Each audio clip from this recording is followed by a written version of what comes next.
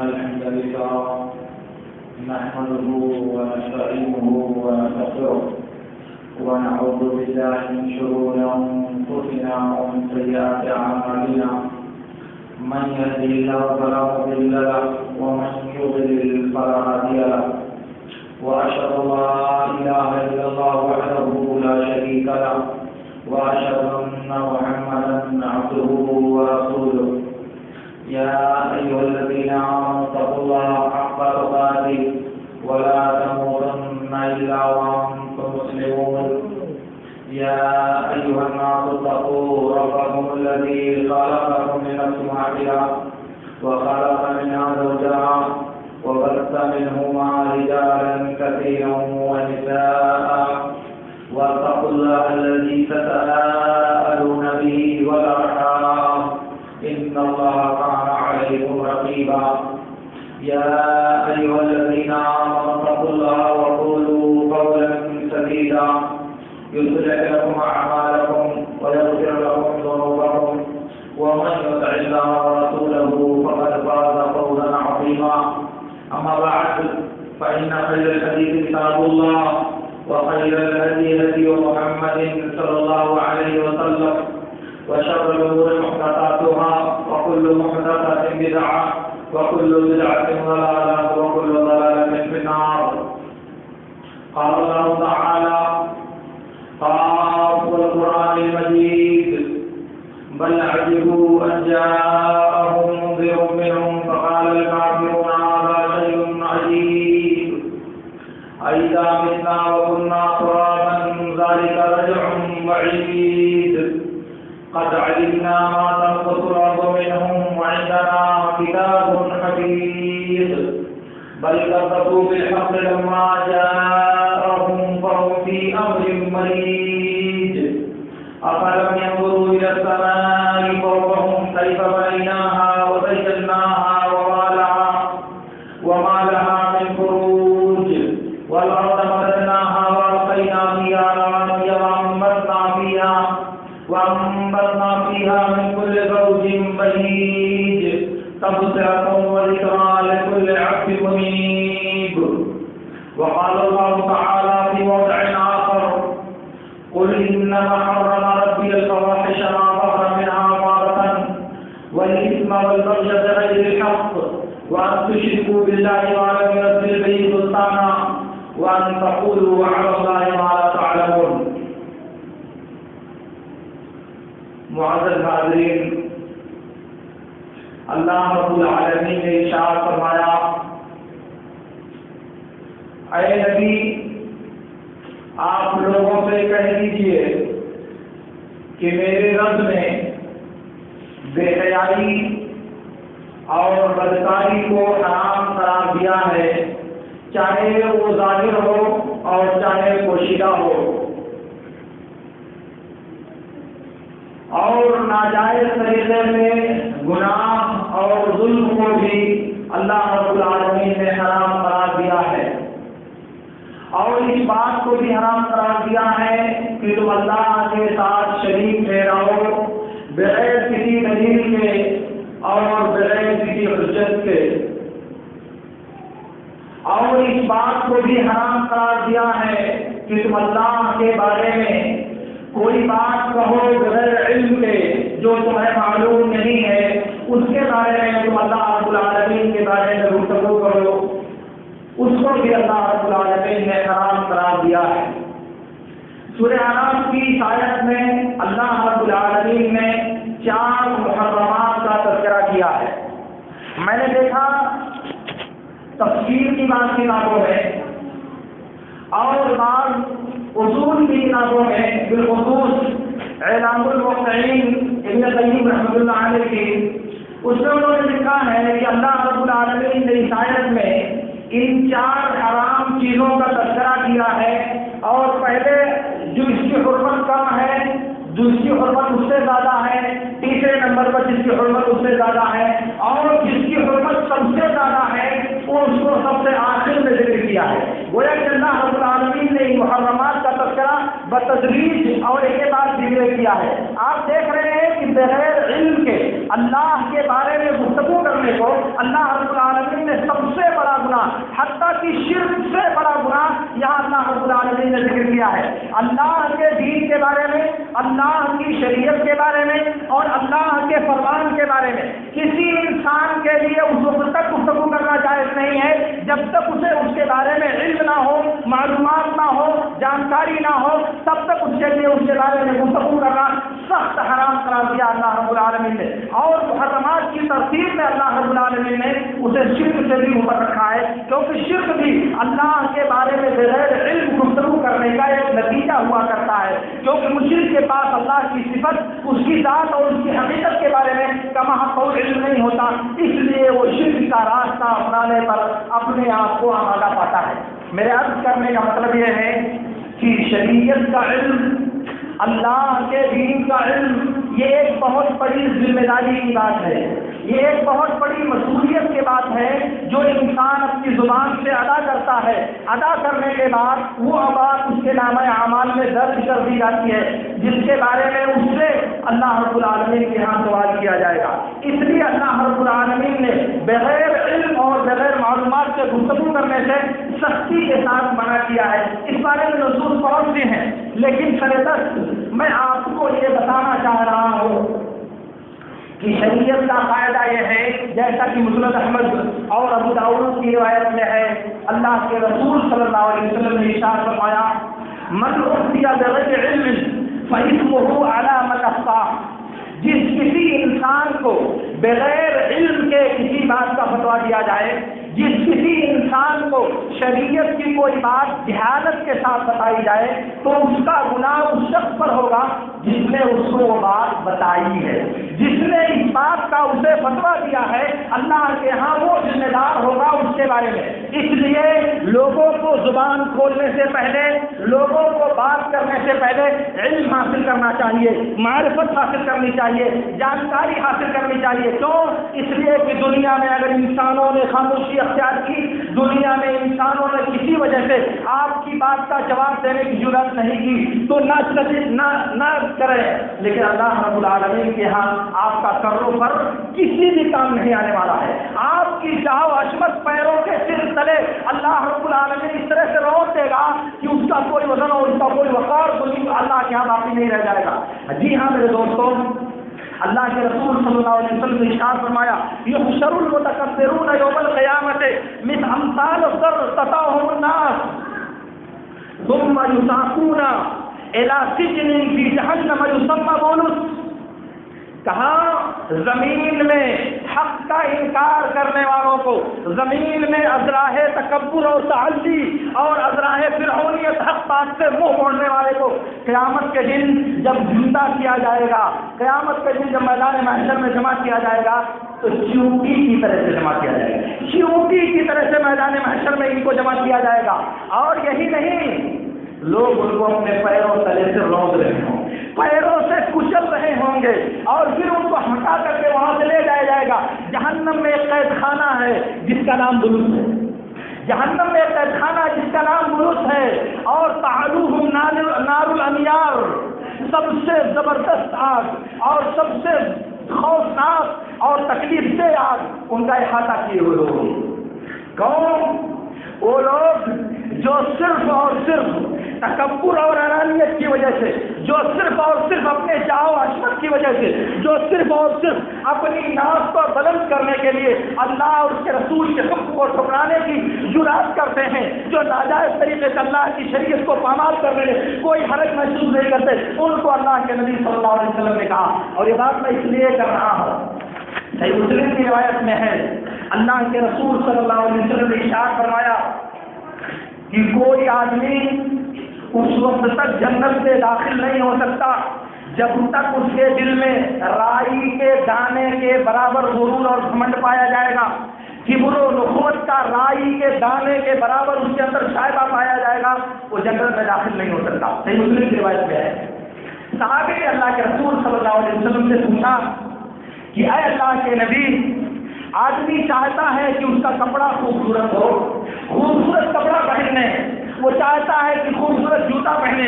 یہ چیز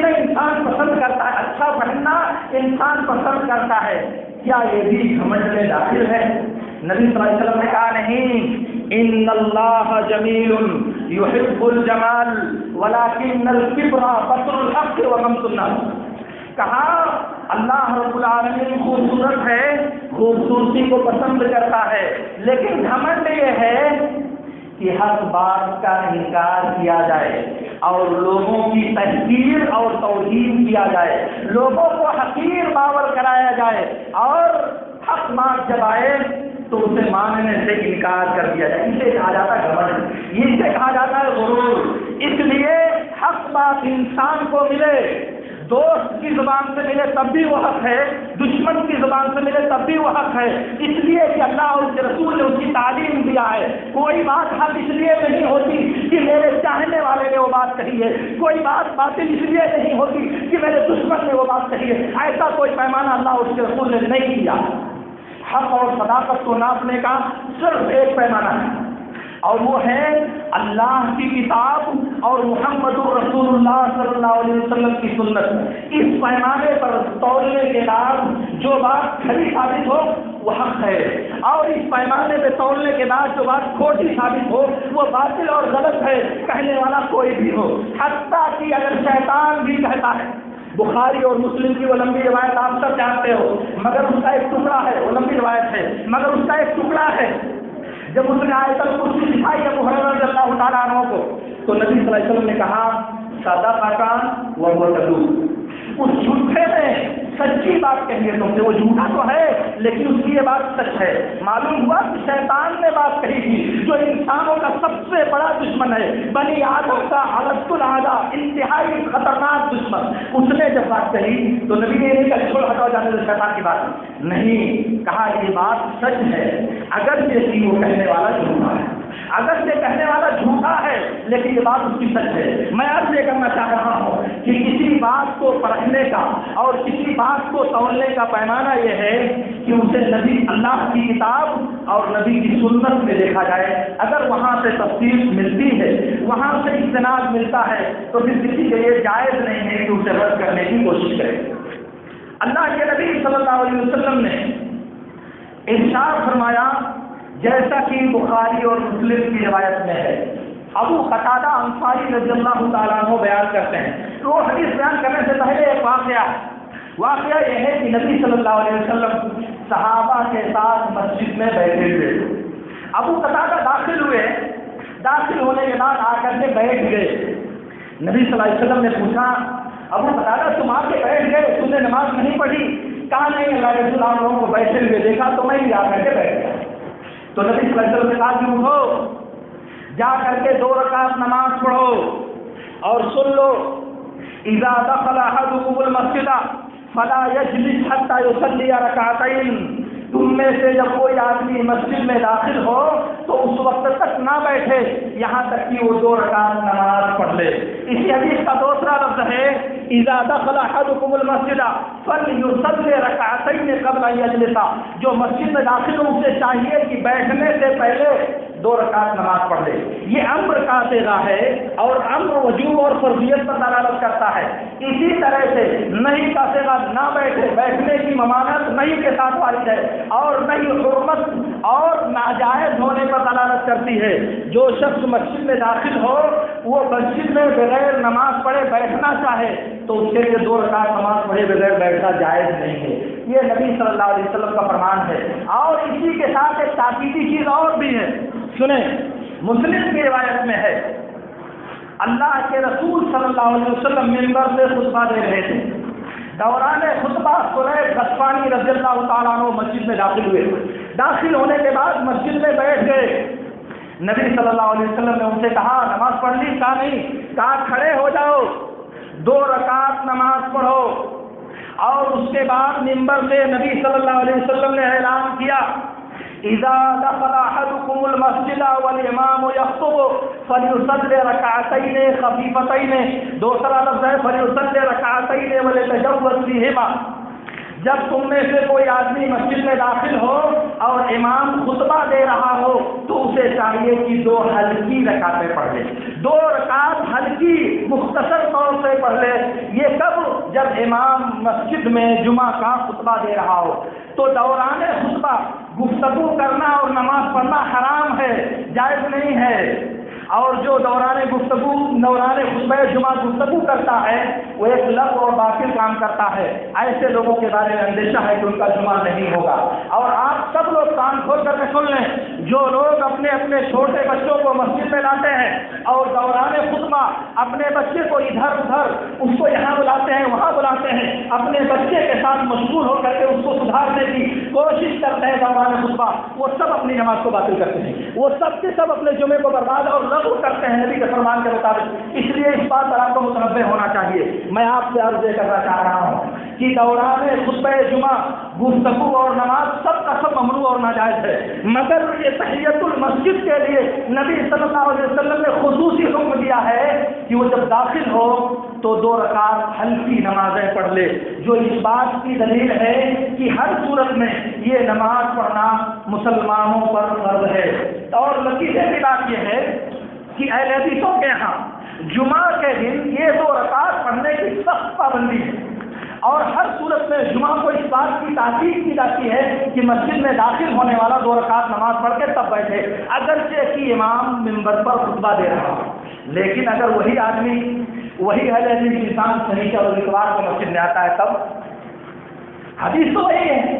سنت تو وہی ہے، امر تو وہی ہے، نہیں تو وہی ہے، جمعہ کے دن پابندی اور اتوار اور شنیچر کو اس پہ لاپرواہی، اس کو کیا نام دیا جائے گا میرے دوستوں؟ آپ خود فیصلہ کرو، آپ خود سوچو۔ یہ بات ہوئی کہ نبی صلی اللہ علیہ وسلم نے مسجد میں داخل ہو کر جو شخص بلا نماز پڑھے بیٹھنا چاہتا ہو اس کے لیے فرض قرار دیا گیا ہے کہ وہ 2 رکعت نماز پڑھے بغیر نہ رہے۔ اور حدیث کا جو لفظ ہے اذا دخل احدکم، جب تم میں سے داخل ہو، اذا یہ حرف عموم میں سے ہے اور اذا یہ ظرفیہ ہے، جب جس وقت اور جس حال میں داخل ہو، اس کی کوئی تخصیص اور کوئی قید میرے نبی صلی اللہ علیہ وسلم نے بیان نہیں کیا ہے۔ البتہ ایک دوسری روایت میں اللہ کے نبی صلی اللہ علیہ وسلم نے ارشاد فرمایا، وہ روایت بخاری اور مسلم کی ہے، اور بھی حدیث کی بہت سی کتابوں میں نبی صلی اللہ علیہ وسلم سے مروی ہے، عائشہ سے، عبداللہ بن عمر سے، ابو ہریرہ سے، جابر بن عبداللہ سے، اور بھی متعدد صحابہ کرام سے یہ حدیث مروی ہے۔ نبی صلی اللہ علیہ وسلم نے فرمایا لا صلاۃ بعد صلاۃ العصر حتى تغرب الشمس ولا صلاۃ بعد صلاۃ الفجر حتى تطلع الشمس، عصر کی نماز کے بعد کوئی نماز نہیں ہے یہاں تک کہ سورج ڈوب جائے، اور فجر کی نماز کے بعد کوئی نماز نہیں ہے یہاں تک کہ سورج نکل جائے۔ نبی صلی اللہ علیہ وسلم نے دن اور رات کے 5 اوقات میں نماز پڑھنے سے منع کیا ہے، اور اگر اس میں جمعہ کے دن خطبے کے دوران نماز پڑھنے کی ممانعت کو شامل کر لیا جائے تو یہ 6 اوقات ہوتے ہیں نماز میں نماز کی ممانعت سے یا نماز نہ پڑھنے کے حکم سے۔ ایک تو اس وقت جب انسان فجر کی نماز سے فارغ ہو، دوسرے اس وقت جب سورج نکل رہا ہو، تیسرے اس وقت جب انسان عصر کی نماز پڑھ کر کے فارغ ہو جائے، چوتھے جب سورج ڈوب رہا ہو، اور 5ویں جب کھڑی دوپہر ہو، چھٹے جمعہ کے دن امام منبر سے خطبہ دے رہا ہو، اور 7واں ایک وقت ہے، اور وہ وقت یہ ہے کہ جب فجر کا وقت ہو جائے، طلوع فجر کا وقت ہو جانے کے بعد فجر کی 2 سنتوں کے علاوہ کوئی نماز پڑھنا جائز نہیں ہے۔ نبی صلی اللہ علیہ وسلم نے فرمایا اذا طلع الفجر فلا صلاۃ الا رکعتي الفجر، یہ سنن ابی داؤد اور صحیح مسلم وغیرہ کی روایت میں ہے کہ جب فجر کا وقت ہو جائے تو فجر کی 2 سنتوں کے علاوہ، یعنی فرض کیجیے اس وقت 3:35 پر وقت ہو رہا ہے، اب 3:35 جب ہو جائے تو اس کے بعد سورج نکلنے تک ان فجر کی 2 سنتوں کے علاوہ کوئی دوسری سنت نہیں پڑھی جا سکتی۔ البتہ عصر کے بعد مطلق طور سے نماز پڑھنا ممنوع نہیں ہے۔ عصر کے بعد سے مراد یہ ہے کہ جب سورج میں زردی آ جائے، سورج میں پیلا پن آ جائے، تب عصر کے بعد نماز پڑھنا منع ہے، ورنہ عصر کے بعد سورج پیلا ہونے تک جتنی نفلی نماز ہے، بغیر کسی وجہ سے انسان پڑھنا چاہے تو پڑھ سکتا ہے۔ اس کی ایک دلیل بخاری اور مسلم کی روایت جسے ام المومنین ام سلمہ رضی اللہ تعالیٰ عنہا اور ام المومنین عائشہ رضی اللہ تعالیٰ عنہا نے اللہ کے رسول صلی اللہ علیہ وسلم سے روایت کیا ہے، کان رسول اللہ صلی اللہ علیہ وسلم لا يدعو رکعتین بعد العصر فی بیتی، کہا اللہ کے نبی صلی اللہ علیہ وسلم عصر کے بعد 2 رکعت پڑھنا کبھی ترک ہی نہیں کرتے تھے، ہمیشہ میرے گھر میں عصر کے بعد 2 رکعت نماز پڑھتے تھے، نفلی نماز۔ ایک بات تو یہ ہوئی، دوسری بات یہ ہے سنن نبی داؤد اور مسند احمد کی روایت میں ہے، علی بن ابی طالب رضی اللہ تعالیٰ عنہ کہتے ہیں کہ اللہ کے رسول صلی اللہ علیہ وسلم نے ارشاد فرمایا لا تصلوا بعد العصر الا ان تصلوا والشمس مرتفعہ، عصر کے بعد تم نماز مت پڑھو اللہ ہی کی تم اس وقت پڑھو جب سورج ابھی بلند ہو، یعنی ابھی اس میں زردی اور پیلا پن نہ آیا ہو۔ تو معلوم یہ ہوا کہ عصر کی نماز کے بعد نماز پڑھنا ممنوع نہیں ہے، بلکہ عصر کے بعد نماز پڑھنے سے مراد یہ ہے کہ عصر کے بعد جب سورج میں پیلا پن آ جائے، سورج میں زردی آ جائے، تب اس وقت نماز پڑھنا ممنوع ہوگا۔ یہ میں نہیں کہتا، یہ میرے نبی صلی اللہ علیہ وسلم کا فرمان ہے۔ آپ اٹھاؤ سنن نبی داؤد اور دیکھو کتاب الصلاۃ میں، آپ اٹھاؤ مسند علی بن ابی طالب مسند احمد میں اور دیکھو اس کی پہلی جلد میں علی بن ابی طالب نے نبی صلی اللہ علیہ وسلم سے بیان کیا، اور اس کی سند کا یہ حال ہے کہ بھائی اتفاق تمام محدثین نے اسے صحیح قرار دیا ہے۔ تو نبی صلی اللہ علیہ وسلم نے کہا عصر کے بعد تم نماز نہ پڑھو الا کی اس حال میں نماز پڑھو کہ سورج بلند ہو۔ تو معلوم ہوا کہ سورج جب بلند ہے تو عصر کے بعد نماز پڑھنا ممنوع نہیں ہے۔ یہ تو بات ہو گئی اوقات ممنوعہ کی وضاحت کی۔ میں آپ سے عرض کرنا چاہ رہا ہوں، اب ہمارے سامنے 2 حدیثیں ہیں۔ ایک حدیث تو یہ ہے جو کہہ رہی ہے، وہ بھی متفقہ روایت ہے، کہ جب تم مسجد میں داخل ہو تو بغیر نماز پڑھے ہوئے، بغیر 2 رکعت پڑھے ہوئے مت بیٹھو۔ کب داخل ہو؟ دن کو، رات کو، صبح کو، شام کو، دوپہر میں، سورج کے نکلتے وقت، سورج نکلنے کے وقت، ڈوبتے وقت، کوئی قید نبی صلی اللہ علیہ وسلم نے بیان نہیں کیا۔ یہ کہا کہ جب داخل ہو، گویا کہ مسجد میں داخل ہونا یہ سبب ہے 2 رکعت نماز پڑھنے کا، اور اس کا حکم ہے جو فرضیت پر دلالت کرتا ہے۔ اور اگر کوئی آدمی بغیر نماز پڑھے بیٹھ جاتا ہے مسجد میں تو وہ گنہگار ہوگا۔ کیوں؟ اس لیے کہ نبی نے کہا جب داخل ہو تو پڑھے، اس وقت وہ داخل ہوا اور اگر پڑھے بیٹھ گیا تو واضح طور سے اس کے حکم کی مخالفت کی اور گنہگار ہوگا۔ البتہ دوسری حدیث ہے جس میں نبی صلی اللہ علیہ وسلم نے کہا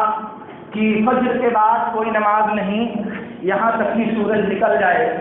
اور عصر کے بعد کوئی نماز نہیں یہاں تک کہ سورج ڈوب جائے۔ عصر کے بعد کا معاملہ میں نے واضح کیا کہ عصر کے بعد سے مراد یہ ہے کہ سورج میں پیلا پن آ جائے۔ سورج میں جب تک زردی نہیں آتی تب تک عصر کے بعد نماز پڑھنا ممنوع نہیں ہے۔ لیکن اب یہاں ممانعت والی حدیث کے ذریعہ امر والی حدیث کی تفصیل کی جائے اور کہا جائے کہ اوقات ممنوعہ میں تحیۃ المسجد پڑھنا جائز نہیں ہوگا، یا تحیۃ المسجد والی حدیث سے اوقات ممنوعہ کی تفصیل کی جائے اور کہا جائے کہ فجر کے بعد سورج نکلتے ہوئے یا سورج ڈوبتے ہوئے کوئی نماز نہیں ہے سوائے تحیۃ المسجد کے۔ اب ہمارے پاس یہ 2 طریقے ہیں اور اہل علم کے ہاں دونوں طریقے موجود ہیں۔ بعض اہل علم نے اس بات کو راجح قرار دیا ہے کہ سورج نکلتے اور ڈوبتے ہوئے نماز پڑھنے سے رکھا جائے، اور دیگر اہل علم نے ان حدیث کی روشنی میں اس بات کو راجح قرار دیا ہے کہ کسی بھی وقت انسان داخل ہو تو اسے چاہیے کہ وہ 2 رکعت پڑھے بغیر مسجد میں نہ بیٹھے۔ اور جو بات میں کہنا چاہتا ہوں کہ راجح یہی ہے کہ داخل ہونے والا کبھی داخل ہو، چاہے سورج نکلتے ہوئے اور چاہے سورج ڈوبتے ہوئے، ہر صورت میں اسے نماز پڑھے بغیر مسجد میں بیٹھنا جائز نہیں ہے۔ دلچسپ بات یہ ہے کہ اگر آپ بین الاوتار شوکانی کو اٹھا کر دیکھیں تو اس میں لمبی بحث کیا انہوں نے، اور بحث کرتے کرتے آخر میں انہوں نے کہا کہ میری رائے یہ ہے کہ ایسے وقت تو مسجد میں داخل ہی نہ ہو، ایسے وقت تو مسجد میں آئے ہی نہیں۔ گویا کہ یہ مسئلہ ایسا ہے کہ شوکانی جیسے مجتہد وقت کو یہ بات کہنی پڑی، لیکن ان سے پہلے عراقی نے شرح التفریب میں، ان کے شاگرد نے فتح الباری نے، اور ان سے بہت پہلے شیخ الاسلام ابن تیمیہ نے، موجودہ زمانے میں امام زمانہ شیخ امام البانی نے، موجودہ زمانے کے مفتی افریقی شیخ ابن باز نے، علامہ ابن عثیمین نے، عبد الکریم خضیر نے، موجودہ زمانے کے بہت ڈھیر سارے علماء نے اس بات کو راجح قرار دیا ہے کہ وہ مسجد میں جب بھی داخل ہو، چاہے سورج نکلتے ہوئے چاہے سورج ڈوبتے ہوئے، اسے ہر صورت میں 2 رکعت نماز پڑھنا چاہیے، اور بغیر پڑھے ہوئے بیٹھنا اس کے لیے جائز نہیں ہے۔ اور اگر کوئی نہیں پڑھنا چاہتا تو مسجد میں اس وقت تک کھڑا رہے جب تک کہ وہ اذان ہو کر کے 2 رکعت نماز نہ پڑھ لے۔ اس کے لیے کسی صورت میں کسی بھی مذہب کے مطابق جس نے پڑھنے کا حکم دیا اس نے بھی، اور جس نے نہ پڑھنے کا حکم دیا اس نے بھی، کسی نے نہیں کہا کہ اس کے لیے بغیر نماز پڑھے بیٹھنا جائز ہے۔ یہ اہل علم سے کسی کا مذہب نہیں ہے، یہ بعض جہالت کے پروردہ انسانوں کا مذہب ہو تو بعض جہالت کے رسیا اور جہالت کے غار میں گم رہنے والے انسانوں کا مذہب ہو تو ہو، مگر اہل علم کا یہ مذہب نہیں ہے کسی بھی مطلب والوں کا۔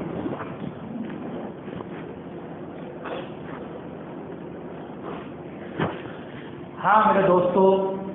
میں عرض کر رہا تھا کہ جب انسان مسجد میں داخل ہو تو اسے چاہیے، چاہے وہ سورج نکلتے وقت ہو چاہے سورج ڈوبتے وقت ہو، اسے چاہیے کہ 2 رکعت نماز پڑھے بغیر نہ بیٹھے۔ کیوں؟ پہلی بات تو یہ ہے کہ اس ممانعت میں، یعنی جو آپ نے منع کیا ہے، بہت سی نمازیں مستثنا ہیں۔ جیسے مثال کے طور پر کسی نماز کو کوئی آدمی بھول جائے اور سورج نکلتے ہوئے اسے یاد آئے،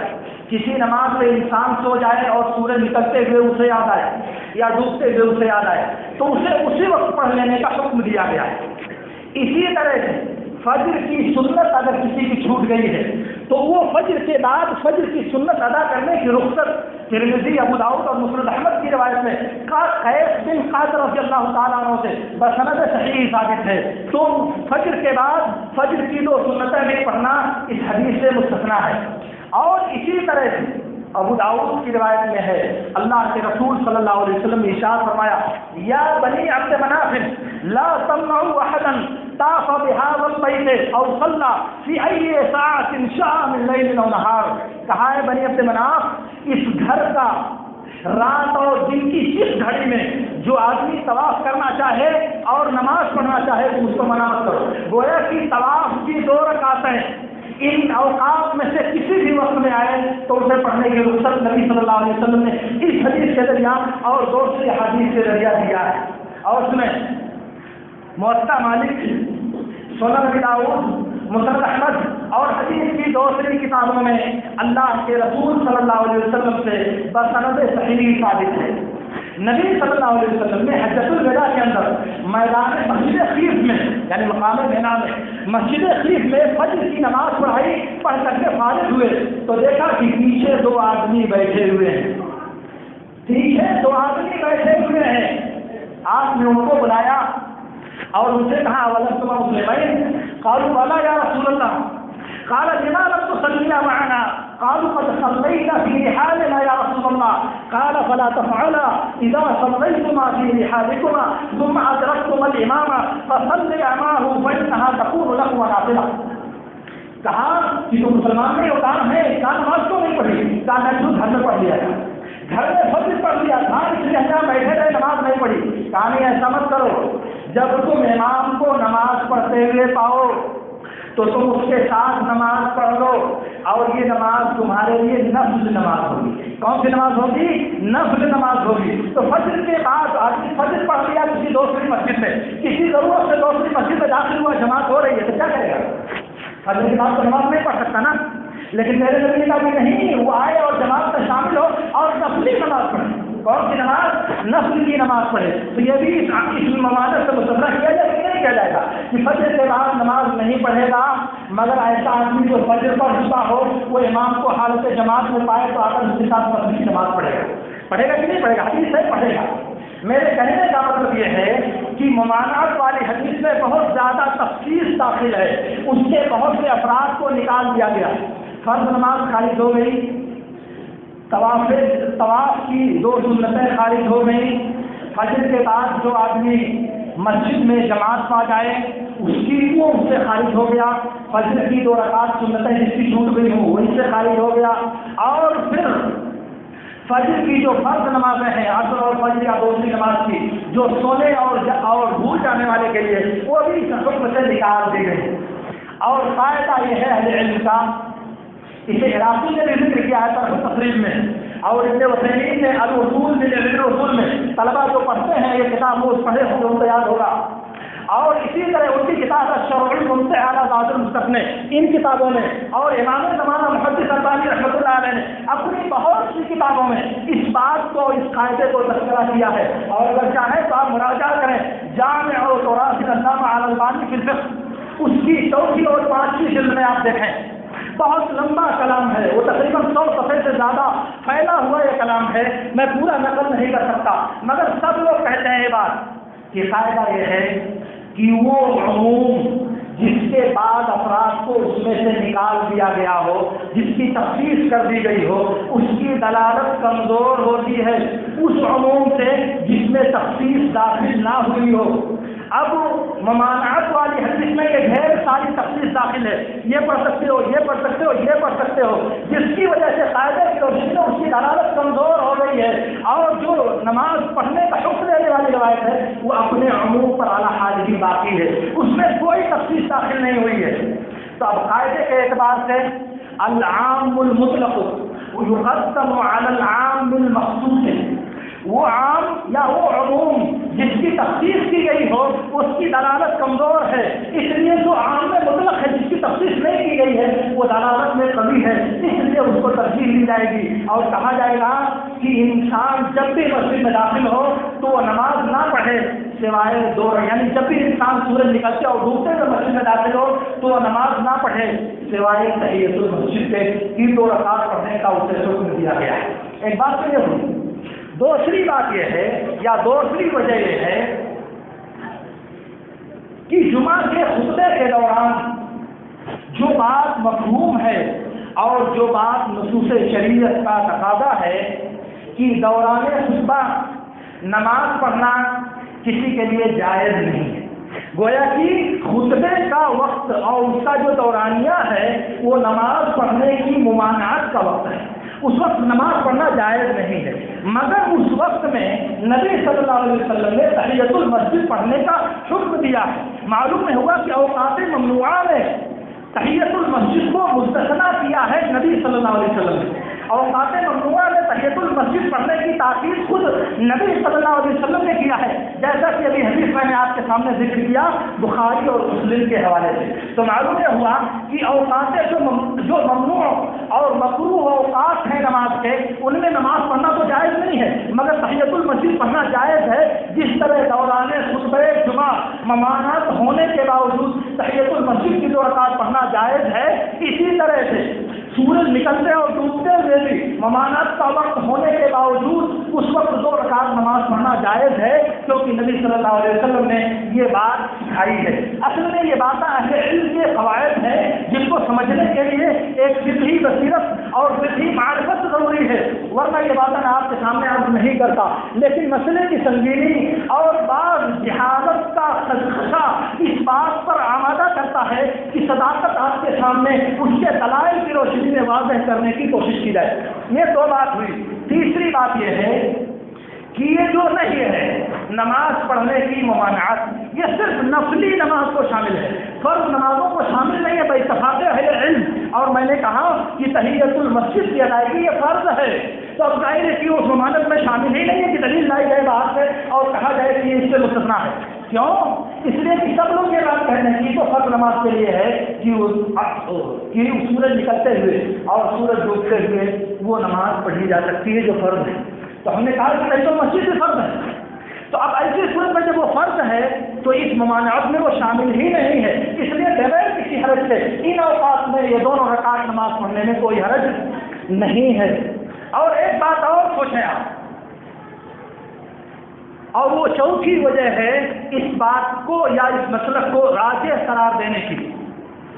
कि तहियतुल मस्जिद का एक महदूद वक्त शरीयत ने मुतय्यन किया है कि मस्जिद में आए और वो बैठने का इरादा कर रहा हो तो 2 रकात नमाज पढ़ करके बैठे। अब अगर वो मस्जिद में दाखिल हुआ और सूरज डूबने के करीब है और उसने ये नमाज नहीं पढ़ी तो उसकी नमाज फौत होगी कि नहीं फौत होगी? उसकी नमाज छूट जाएगी कि नहीं छूट जाएगी? ظاہر ہے کہ چھوٹ جائے گی، تو صرف ایک اندیشے کی بنیاد پر اس کو مؤخر کرنا اور اس کو روکنا کہ وہ یہ نماز نہ پڑھے، ظاہر ہے کہ یہ ذاتی کی بات ہوگی کہ نہیں ہوگی؟ کیوں؟ اس لیے کہ ہم اس کو منع کر رہے ہیں ایسی نماز نہ پڑھے جس نماز کو پڑھنے کی تاکید نبی صلی اللہ علیہ وسلم نے کیا ہے، جس نماز کو پڑھنے کے لیے نبی صلی اللہ علیہ وسلم نے اوقات ممنوعہ میں بھی کہا ہے کہ اسے پڑھا جائے، اور ہم کہتے ہیں کہ مت پڑھو، ہم کہتے ہیں کہ تم مت پڑھو، ذاتی ہوئی کہ نہیں ہوئی؟ اور پانچویں بات آپ اور سن لیں، اہل علم کے یہ دو اقوال جو میں نے آپ کے سامنے ذکر کیے ہیں وہ اس بات کا تقاضا کرتے ہیں کہ اگر کسی کو کوئی بات نہیں سمجھ میں آتی تو اپنے لیے وہ پسند کر سکتا ہے کہ وہ نماز نہیں پڑھے گا، لیکن وہ کسی دوسرے کو روکے نماز پڑھنے سے، وہ کسی دوسرے کو منع کرے اس وقت نماز پڑھنے سے، تو یہ ظلم کی بات ہوگی، اور یہ بلا جھجک جیسا کہ امام البانی رحمۃ اللہ علیہ کہتے ہیں یہ ان لوگوں میں شامل ہے جن کے بارے میں اللہ رب العالمین نے کہا ہے ارأیت عبدا ینہا اذا صلی، کہ آپ نے اس بندے کو نہیں دیکھا جو لوگوں کو نماز پڑھنے سے روکتا ہے۔ اس لیے میں عرض یہ کرنا چاہ رہا ہوں کہ تحیۃ المسجد کا جو حکم ہے دلائل کے اعتبار سے وہ اس شخص پر فرض ہے جو مسجد میں بغیر نماز پڑھے بیٹھنا چاہتا ہو، وقت کوئی بھی ہو، کیونکہ نبی نے کہا اذا دخل احدکم، جس وقت اذا ظرفیہ ہے، جس وقت جس حال میں جیسے بھی داخل ہو تو اسے 2 رکعت نماز پڑھنی چاہیے۔ دوسری بات میں نے آپ سے عرض کیا کہ جو ممنوع اوقات ہیں ان ممنوع اوقات کی پابندی سے تحیۃ المسجد کا حکم مستثنیٰ اور الگ ہے، ممانعت میں یا تو شامل ہے اور نکال دیا گیا ہے یا ممانعت میں شامل ہی نہیں ہے، کیونکہ ممانعت فرض نماز کو شامل نہیں ہے۔ اس لیے یہ نمازیں بغیر کسی جھجک کے 24 گھنٹے کے کسی بھی حصے میں پڑھنا جائز ہے، 24 گھنٹے کے کسی بھی حصے میں پڑھنا جائز ہے، اور یہی تقاضا ہے نبی صلی اللہ علیہ وسلم کے اس فرمان اذا دخل، جب تم میں سے کوئی مسجد میں داخل ہو۔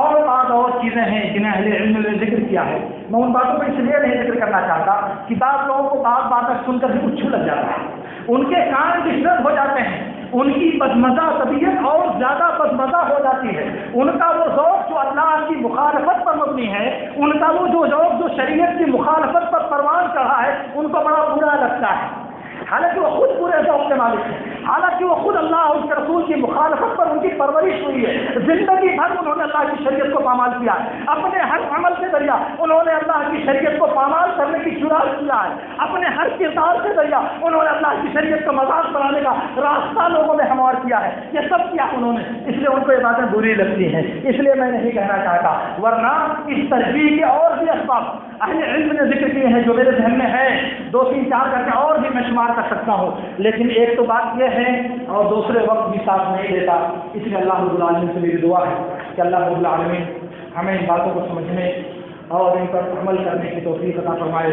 وآخر دعوانا ان الحمد للہ رب العالمین۔ اقول لكم ما تسمعون واستغفر الله لي ولكم۔